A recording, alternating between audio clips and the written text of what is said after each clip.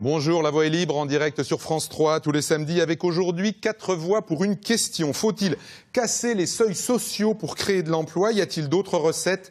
Assurance chômage, apprentissage ou travail du dimanche? Avec nous sur ce plateau, Pierre-Antoine Kern, président du MEDEF de Bourgogne. Bonjour. Bonjour. Sandrine Mouret, secrétaire de la CGT de Côte-d'Or. Bonjour à vous. Bonjour. Marie-Claude Jarraud, maire UMP de Monceau et présidente des maires de Saône-et-Loire. Bonjour Marie-Claude Jarraud. Bonjour. Et Fadila Khattabi, conseillère régionale PS, juste rentrée de l'Assemblée des régions de France à Toulouse. Bonjour. Bonjour. Et merci.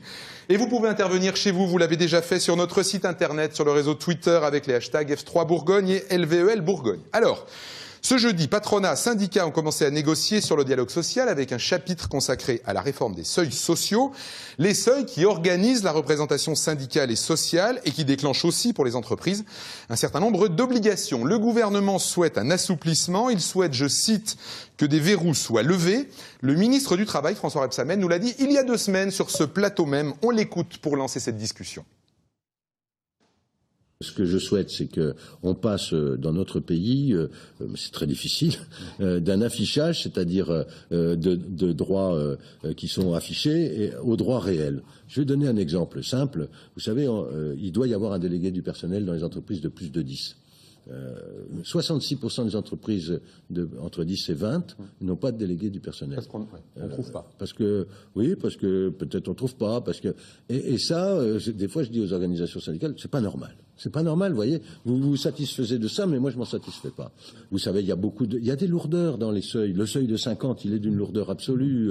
Et donc, on peut simplifier et en même temps, on peut améliorer la représentation. Il ne s'agit pas de supprimer la représentation du personnel. Au contraire, de l'améliorer. C'est ce que j'ai demandé. Mais par contre, il y a des réunions qui sont multiples et même les syndicalistes le reconnaissent. Donc, j'espère qu'ils vont aboutir à lisser, à avancer, à simplifier ces seuils.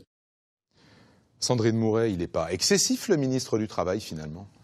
Mais, aller améliorer le dialogue social dans l'entreprise pour qu'effectivement les salariés soient entendus, ça c'est une bonne chose. Le problème, c'est que le débat se focalise sur ces seuils sociaux, c'est-à-dire le moment où on déclenche la représentativité des salariés, le moment où les salariés sont représentés dans leur entreprise pour faire valoir leurs revendications, mais aussi parce que nous souhaiterions que les salariés soient consultés sur la marge de l'entreprise, sur la stratégie de l'entreprise et pour défendre leurs droits. C'est ça l'enjeu. Et l'enjeu, ce que demande le gouvernement, c'est effectivement la qualité et l'efficacité du dialogue social. Oui. On n'a pas à se focaliser sur les seuils sociaux. Il envisage aussi peut-être quelques remontées de seuil ou quelques fusions d'institutions aussi. Ça, c'est lui qui l'envisage. Ouais. Mais je remarque quand même, ça sera la négociation qui le verra, mais je remarque quand même que puisque nous prenons l'Allemagne,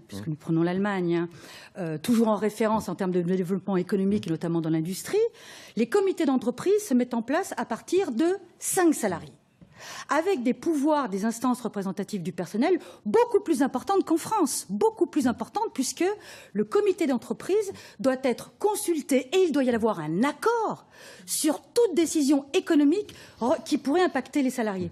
Je remarque aussi que, comme l'a dit M. Rebsamen, effectivement, 40% des entreprises de moins de 50 n'ont pas de représentation du personnel. Alors, ce n'est pas ça qui entrave. Il parlait des 10, je crois. Oui, mais en fait, quand on prend les seuils, ça fait 40% des entreprises de moins de 50 qui n'ont pas d'IRP. On voit bien que ce n'est pas ça qui entrave le développement des entreprises. Parce que c'est ça le fond du problème. Justement, et c'est la question. Que le MEDEF, lui, c'est la question qu'on va poser à Pierre-Antoine Kern. Vous souhaitez ces seuils les faire sauter? Alors déjà, je voudrais dire que c'est pas parce qu'il n'y a pas de délégué du personnel dans les entreprises de plus de 10 salariés qu'il n'y a pas de dialogue avec les salariés. Bien évidemment, toute entreprise normalement et sereinement gérée par un chef d'entreprise, le chef d'entreprise instaure un dialogue avec ses salariés, quel que soit le niveau, d'ailleurs encadrement ou autres salariés.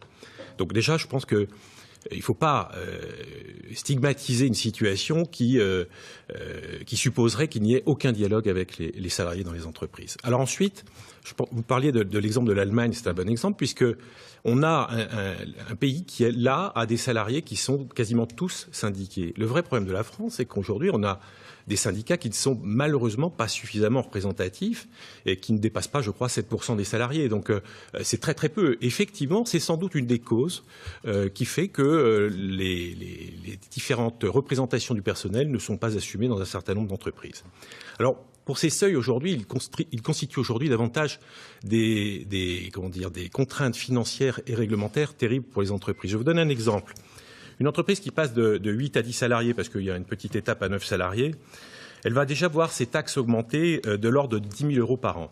La taxe transport, par exemple, qu'elle ne paierait pas en dessous de 9 salariés, eh bien là, elle va payer, par exemple, 5 000 euros de taxe transport, si on prend l'exemple de Dijon.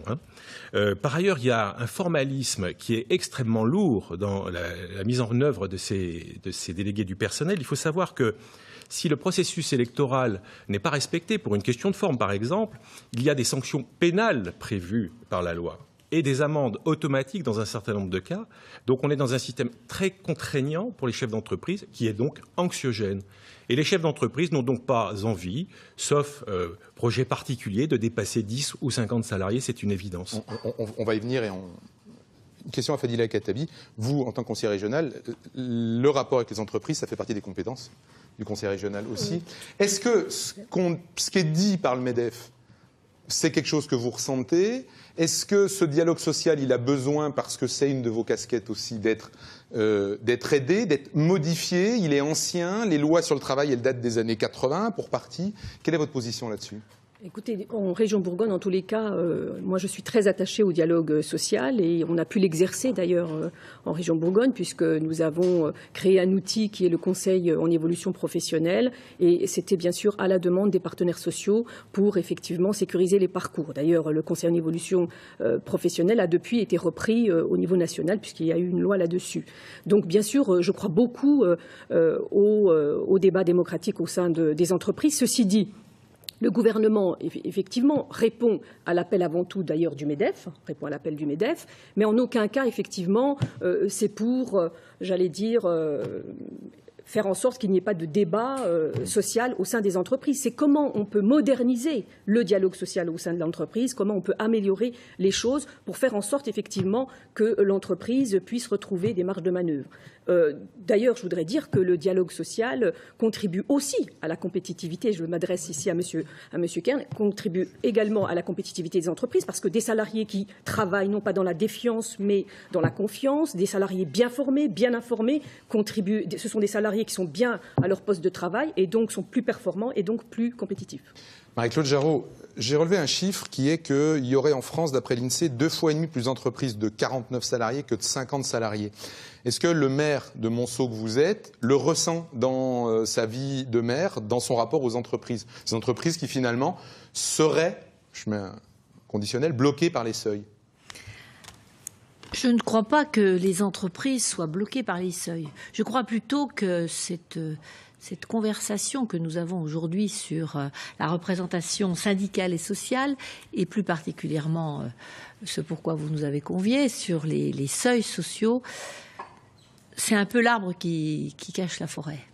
Parce que les entreprises, comme je les vis dans ma ville, elles ont des préoccupations liées à leur développement économique. Je reprends le propos de Madame Mouret de tout à l'heure. Je crois que si l'activité économique était plus forte, si les personnes trouvaient un emploi, eh bien, ça permettrait d'associer, vous l'avez dit tout à l'heure, Madame, d'associer très simplement les salariés à la stratégie de l'entreprise. Parce que ce climat anxiogène sur les difficultés économiques des petites entreprises, je répondrai à la question que vous m'avez posée quand même, fait que tout se cristallise, tout se rigidifie. Mais est-ce qu'ils vous en parlent, les patrons? Oui. Voilà, c'est ça le sens de ils ma m'en question. parlent, mais ils ne me parlent pas de seuils sociaux. Ils ne me parlent pas de dialogue social. Ils me disent simplement notre carnet de commandes est vide, et ça c'est un problème, et hélas, on ne peut pas embaucher. Et là, les salariés que je reçois, parce que je reçois énormément de personnes qui cherchent un emploi, les salariés ne me parlent pas non plus de dialogue, ils me parlent de trouver un emploi. Et si les choses allaient mieux d'un point de vue économique, eh bien, ça détendrait un peu ce dialogue social. Parce que dans les entreprises de moins de 10, le dialogue, il existe. Je ne crois pas qu'il faille faire un procès ni aux chefs d'entreprise, ni aux salariés. Le dialogue doit exister. Si dans les entreprises de moins de 10, le dialogue n'existe pas, c'est qu'il y a un problème d'hommes et de femmes, aussi bien employeurs que salariés. Vous allez tous, bien sûr, avoir la parole. Je relance la discussion avec un chiffre. Le MEDEF annonce 50 à 100 000 emplois sous 3 ans avec la modification des seuils. Sandrine Mouret, vous allez bien sûr tous. C'est comme il y a 1 million d'emplois, hein, c'est pareil, puisque c'est contredit par l'INSEE.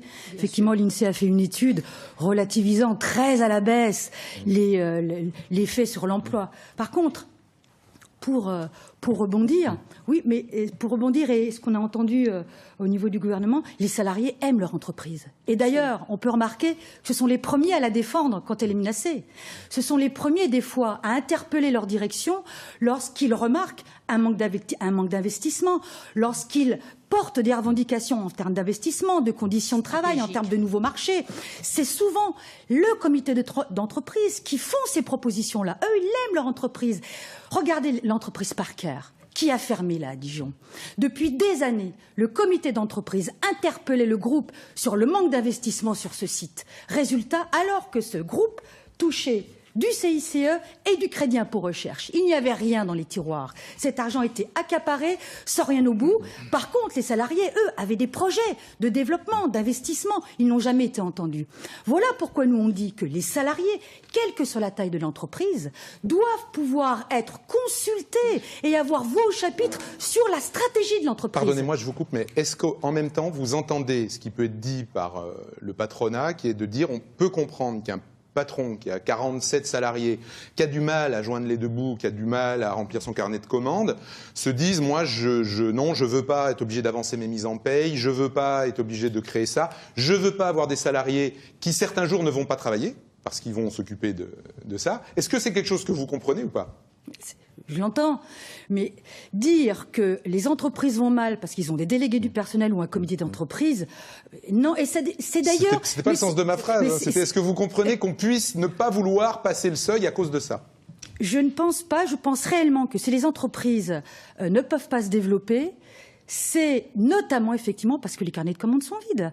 Un manque d'investissement, un manque de pouvoir d'achat. Moi, je suis désolée. Les petites entreprises, il y a un manque de pouvoir d'achat notoire, un manque de carnets de commandes dû, effectivement, à une baisse de pouvoir d'achat de l'ensemble des ménages, notamment pour tout ce qui est pour les petites entreprises, pour les artisans.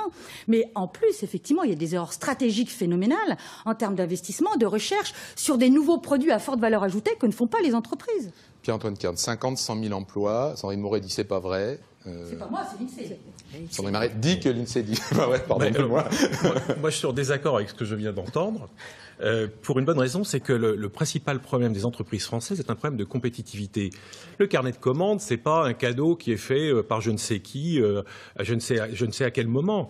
Le carnet de commandes, c'est quelque chose qu'on va conquérir parce qu'on est bien placé en prix avec des services corrects. Voilà, c'est ça la réalité. Et la réalité de notre pays, c'est qu'aujourd'hui, on est le pays le plus fiscalisé, avec le taux de prélèvement obligatoire le plus important d'Europe, et les contraintes en matière de droit du travail, notamment à travers ces seuils, mais pas qu'à travers ces seuils, les plus importants d'Europe. Donc la réalité, c'est qu'aujourd'hui, si nous sommes en mauvaise posture sur le plan économique, nous le devons à l'ensemble de ces contraintes réglementaires, et on pourra parler du droit du travail plus largement s'il le faut, et donc oublier ces carnets de commandes. Ces carnets de commandes, c'est quand on est bien placé en prix qu'on les a. Mais oui, je voulais dire par rapport au carnet de commandes, en tout cas, on sait que l'emploi est intimement lié à la croissance. S'il n'y a pas de croissance, il n'y a pas d'emploi, c'est clair. Mais la croissance, il faut aussi aller la chercher. Et le gouvernement a effectivement mis tout un tas d'outils, je pense notamment au CICE, au Crédit Emploi et Compétitivité, à la Banque publique d'investissement. Donc il a mis effectivement une série d'outils sur la table qui contribuent effectivement à donner un bol d'air aux entreprises pour pouvoir faire en sorte que le coût du travail soit moindre. Ça, c'est la réalité. Et pour en revenir au seuil, justement, je rentre de Toulouse et donc à une table ronde, il y avait une chef d'entreprise qui avait repris donc l'entreprise de son père, qui a développé l'entreprise et qui avait dit justement, moi je suis à 49 salariés aujourd'hui.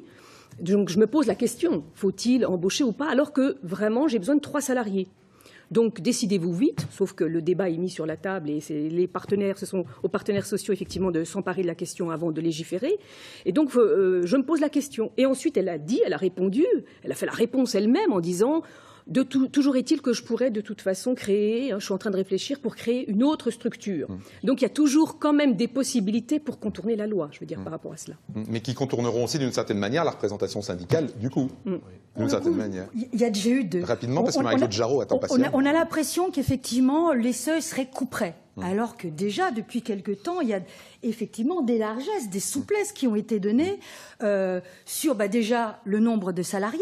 Il faut savoir que tous les contrats aidés ne sont pas comptabilisés, les apprentis ne sont pas comptabilisés, les temps partiels au prorata du temps passé dans l'entreprise. Donc déjà, il y a certaines largesses. Il y a la loi sécurisation de l'emploi qui a été votée il n'y a pas longtemps, qui instaure un délai de 90 jours au lieu de 45 jours. Il y a aussi également, puisque vous parliez des cotisations, la loi de modernisation de l'économie en 2008, qui avait déjà différé de 3 ans l'assujettissement à plusieurs cotisations sociales. Et également, on voit que le franchissement de ces seuils, il doit se faire sur 12 mois consécutifs, ou non. Donc du coup, il y a certaines largesses. Et moi, je suis en train de regarder. Et quels résultats sur l'emploi? Elles ne sont pas d'hier. Il y a des souplesses et il n'y a pas de résultats sur l'emploi. Donc le débat que l'on met maintenant nous ferait croire que ça créerait de l'emploi. Et déjà, les largesses, les souplesses données sur les seuils n'en ont pas créé. Marie-Claude Jarraud. Bon, moi je crois, je viens de le dire aussi, les seuils ne sont pas un frein à l'emploi. Ce qui est un frein à l'emploi, fondamentalement, c'est la croissance, c'est le potentiel d'investissement. Mais en même temps, faire baisser le coût du travail, c'est une façon d'essayer de redonner de la croissance. Alors, le coût du travail, si je reprends ce que disait Pierre le coût du travail, il est composé de plusieurs éléments. On en reparlera, si vous permettez. Mais ce que je veux vous dire aussi, c'est que moi, dans mon bureau, je reçois, mon sceau est fait de petites entreprises, de TPE, voire de toutes petites entreprises. Je reçois à la fois des patrons et des salariés qui viennent ensemble pour parler des difficultés de leurs entreprises. Donc, on voit bien que, certes, il y a les seuils, mais il y a aussi l'instauration de ce vrai dialogue social. Et je crois que les salariés aspirent à être associés à la stratégie de leur entreprise. Ça, c'est un élément fort. Et ils sont associés à la stratégie de leur entreprise lorsque s'instaure la confiance et non pas la défiance. Et que, ensemble, les employeurs et les salariés travaillent à l'investissement dans leur entreprise. Mais est-ce que c'est pas un monde idéal que vous seriez en train de nous décrire là? Je vais vous donner un exemple. Quand on suit l'actualité, c'est pas exactement ce qu'on voit. Je vais vous donner un exemple. Parce que la représentation, pardonnez-moi, mais la représentation, elle a aussi été mise en place pour protéger les salariés dans un certain nombre de cas. Les CHSCT, le droit d'alerte et toutes ces choses-là. Parce que là, on est en train de parler de dialogue. Mais il y a aussi une notion de barrière à des conflits ou de règles du jeu dans des situations conflictuelles. Je vais vous donner un exemple très précis auquel je pensais quand j'ai pris la parole. L'entreprise E.ON, avec la centrale Lucie. Vous savez que l'entreprise va fermer, à moins que une entreprise reprenne l'activité, ce dont je doute. Bon. Qui est-ce qui a porté le projet de réhabilitation de cette entreprise et de ce territoire? La CGT. La CGT qui a porté une étude sur la réhabilitation du site et qui a travaillé avec E.ON. Voilà un exemple difficile parce qu'il y a 70 suppressions d'emplois, mais la CGT, en collaboration avec son employeur E.ON, qui est un employeur qui est éloigné un peu du site, a porté ce dialogue social pour trouver des solutions de réhabilitation, des solutions d'investissement, des solutions pour les salariés. Donc, les seuils, je redis ce que je disais tout à l'heure, les seuils sont un peu l'arbre qui cache la forêt. Il faut instaurer cette confiance. Et je suis d'accord avec ce qu'a dit Madame Mouret. L'INSEE ne valide bien le fait que les seuils, la suppression des seuils ne créera pas d'emploi. Je suis d'accord qu'il faut toujours se méfier quand même des chiffres. Ça me rappelle par rapport aux seuils, rappelez-vous, sur la TVA concernant la restauration. On nous avait dit, effectivement, il faut la baisser. Je ne dis pas effectivement qu'il faut la remonter, pas du tout. Mais en tous les cas, que ça allait créer 100 000, 150 000 emplois, que ça allait améliorer le pouvoir d'achat des salariés ainsi que celui des consommateurs. Mais c'était surtout en termes d'emploi. On nous a agité effectivement le drapeau de l'emploi en disant que ça allait créer plus de 100 000 emplois. Aujourd'hui, je veux dire, les résultats sont très très mitigés. Donc méfions-nous quand même des chiffres. On sent dans ce que vous dites des sortes de transversalité par moment. Moi, j'ai envie de vous poser une question sur le moment auquel on est en ce moment dans la vie du pays, dans la vie sociale et politique. On voit qu'à gauche, il y a de grands débats sur est-ce que le gouvernement ne va pas trop vers le patronat. Est-ce qu'on est à un moment important de réforme où justement on met sur la table des choses qu'on n'avait pas mis sur la table publiquement, j'allais dire, jusqu'à maintenant? Et est-ce que si ces choses-là réussissent, c'est important pour le pays, ou est-ce que vous pensez que non, c'est de mauvais débats? Moi, je vais commencer par Pierre-Antoine Kern en vous demandant si d'un côté le gouvernement fait un pas vers le patronat, on lui reproche assez, et est-ce que le patronat fait un pas, lui, vers le gouvernement? Parce qu'on n'a pas forcément l'impression que c'est réciproque. Moi j'ai le sentiment qu'il y a un pas intelligent. Alors, je ne sais pas si c'est vers le patronat ou plutôt vers le développement économique. La réalité des chiffres, parce que vous vous méfiez tous des chiffres, enfin, il y a des chiffres qui sont éloquents, c'est ceux du chômage aujourd'hui. Ah, mais tout à fait. Donc, je pense que c'est surtout ceux-là qu'il faut regarder. Et ça fait 30 ans qu'on n'écoute pas les chefs d'entreprise, donc ce serait peut-être bien maintenant de les écouter parce que ce sont eux qui créent l'emploi et personne d'autre. Autrement dit, non mais c'est quand même une réalité. Vous avez un pays qui s'appelle la Suisse, qui est à 200 km de Dijon, où il y a un taux de chômage inférieur à 3%, le code du travail fait 80 pages, et il y a une liberté pour l'entrepreneur pour développer ses entreprises qui peut lui permettre de s'adapter en termes d'effectifs, etc. Mais c'est pas grave là-bas parce qu'on retrouve un emploi tout de suite. Et c'est ça qui est l'équilibre vertueux vers lequel on doit tendre et non pas construire des lignes maginaux permanentes, bétonner le droit du travail, bétonner les seuils qui empêchent les chefs d'entreprise d'avoir la liberté d'entreprendre, la liberté d'adapter l'activité et l'emploi dans l'entreprise parce que c'est ça qui, globalement, crée de l'emploi dans le pays. Alors, je vous rajoute un mot, contrepartie. Contrepartie, c'est l'emploi. C'est l'emploi naturel qui vient avec cela. Ouais. On ne peut pas mettre mécaniquement en face de chaque mesure, on peut mettre des ambitions de développement, mais naturellement on ne peut pas faire un contrat comme on ferait un contrat en droit commercial en disant voilà, certes, vous me faites telle mesure et je vous embauche 50 personnes. Est-ce qu'il n'y a pas une dimension d'attitude, c'est-à-dire de volonté de la part du patronat? Est-ce qu'elle existe cette volonté d'essayer aussi pour le coup, de peut-être pas s'arrêter au seuil, mais de créer les emplois, puisque en face il y a le CICE, il y a tout ça. Le rôle d'un chef d'entreprise, je vais peut-être vous surprendre, c'est pas de créer de l'emploi tout de suite, c'est de développer un projet. Alors ce projet, naturellement, se concrétise par de l'emploi. Mais la première chose, c'est de développer un projet. Alors ensuite, s'il peut développer ce projet de manière satisfaisante dans un écosystème favorable, ce qui n'est pas le cas aujourd'hui dans notre pays, ça s'améliore, mais ça n'est pas le cas encore aujourd'hui dans notre pays, alors à ce moment-là, effectivement, naturellement, par voie de conséquence, l'emploi est créé. Voilà, c'est ça ce vers quoi nous devons tendre. Mais M. Kerr, c'est ce qu'a voulu faire le gouvernement avec le CICE, êtes... c'est vraiment la mesure phare. J'étais moi personnellement à la conférence sociale, j'ai vu quand même le président du MEDEF France applaudir des deux mains. Donc c'est aussi là vraiment un outil très pertinent. Alors évidemment, aujourd'hui sur le chômage, on ne voit pas encore les résultats. Mais moi je suis très très positive parce que ça va venir. Sauf que les projets, effectivement, mettent du temps pour pouvoir aboutir, etc. Je veux dire, je suis désolée, on va pas... La situation s'est dégradée suite à la crise, depuis quand même 2007-2008 surtout, et on ne va pas effectivement créer de l'emploi d'un claquement de doigts. Donc il faut mettre des bons outils pertinents pour effectivement de nouveau créer de la richesse pour les entreprises, créer de la richesse sur nos territoires. Ça c'est clair, là je suis tout à fait d'accord. Je voulais juste revenir... Oui, je vous en prie, parce qu'elle trépigne, Sandrine Moret. Ah bon, alors non, mais terminez, Fadila Khattabi, je me moquais gentiment. Par contre, par rapport au seuil, je suis d'accord, il faut peut-être simplifier. Il faut simplifier. Il y a 23 seuils, etc. Peut-être que là, c'est pas une question de seuil, mais peut-être plutôt simplifier et voir effectivement comment on peut améliorer le coût de la représentativité. Il y a une longue mission sur la simplification dont on ne voit pas beaucoup tomber les fruits. Non, mais je crois que vraiment il y a un travail ici de fond à faire. Voilà, puisque 23 seuils, personne n'y comprend rien, donc voilà, peut-être simplifier. Je le dis parce qu'on a généralement... un député côte-d'Orien qui est coprésident de... Mais quand on parle des seuils, c'est surtout le 10 et 50 qui revient systématiquement, qui est mis sur la table. Sandrine Moret. Oui, on est à une charnière. Je ne sais pas si on est à une charnière, mais je crois qu'effectivement, puisqu'on parlait du développement des entreprises, je rappelle quand même que dans les entreprises, il y a des salariés. Et que, Monsieur Kern, vous pourrez bien avoir tous les investisseurs du monde, tous les fonds de pension, le meilleur bâtiment, les plus belles machines, les plus belles machines-outils, les plus beaux ordinateurs, les plus belles matières premières. Si vous n'avez pas dedans de salariés, d'ouvriers, d'ingénieurs, de techniciens, de commerciaux, vous ne sortirez pas 1 euro de votre entreprise. Le chiffre d'affaires et les bénéfices qui en sortent se font grâce au travail des salariés. C'est pour ça que nous, on insiste pour que les salariés puissent avoir voix au chapitre dans le développement et la stratégie de cette entreprise.